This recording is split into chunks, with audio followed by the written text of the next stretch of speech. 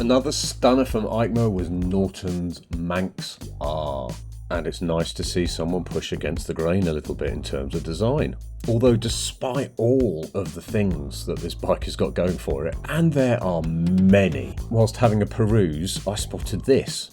Cornering cruise control. And literally of everything that this bike has to offer, for some reason this stuck with me and I thought, how does that work exactly? And we look forward to finding out. But more about this wonderful machine. It features an all-new 70-degree 1200cc V4 engine, and Norton have apparently concentrated mostly on your low to mid-range kind of hammer, but it still comes in with a 210 horsepower at the crank top-end figure. At 1200cc, that might seem quite conservative, bearing in mind what a lot of the other litre sports bikes are doing. However, like I said before, they're concentrating on making this as good on the road as it can be, as well as still being pretty handy on track. And that's why they say it makes 130 newton meters of torque, and that's like getting into Hayabusa territory. So now we're really talking.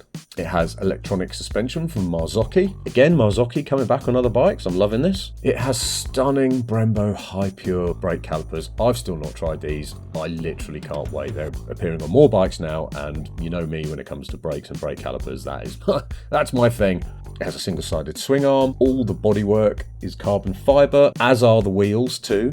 It also says it weighs 204 kilograms, and I think that might be 204 kilograms dry of fuel. But I don't necessarily think that's a bad thing, because people do tend to get hung up on weight quite a lot. And ever so slightly heavier bikes than some competition can still work just as well, because they make the weight work for it. And that is likely to be the case here. It has LED lighting, it has a completely underslung exhaust system, it has 5 different riding modes, and as mentioned before, it has this cornering cruise control, but it also has traction control, cornering traction control, anti-wheelie, slide control. Pretty sure it's got hill start, cornering ABS, up and down shifter with something called auto rev matching. I'm looking forward to finding out more about that. It has optimal gear shift suggestion, which is basically saying change up or down. It has launch control and also dynamic brake lights, which means they will pulse hard to tell people, oh, this person is stopping really, really fast. It has a large 8-inch touchscreen, and if anyone tells me, especially from certain angles, that there isn't a little bit of Silver Dream Racer about this,